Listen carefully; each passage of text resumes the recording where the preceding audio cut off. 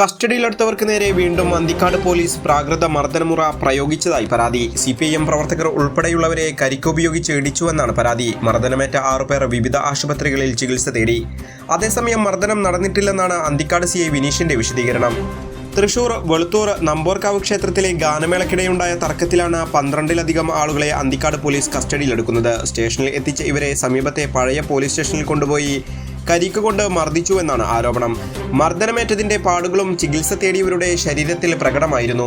2 CPIM പ്രവർത്തകർ അടക്കം 6 പേരാണ് തൃശൂർ ജില്ലാ ആശുപത്രിയിൽ ഉൾപ്പെടെ ചികിത്സ തേടിയത്. നേരത്തെയും അന്തിക്കാട് CI കരിക്കുപയോഗിച്ച് മർദ്ദിച്ചതായി പരാതി ഉയർന്നിരുന്നു.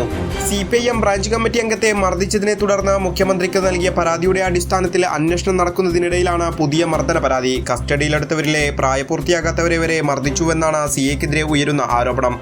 അതേസമയം ആരോപണം പൂർണ്ണമായും CI വിനീത് തള്ളി. കസ്റ്റഡിയിലെടുത്തവരെ വിട്ടയക്കണമെന്ന CPM പ്രവർത്തകരുടെ ആവശ്യം നിഷേധിച്ചതിലുള്ള വൈരാഗ്യമാണ് തനിക്കെതിരെയുള്ള മർദ്ദന ആരോപണമെന്ന് CI വ്യക്തമാക്കി.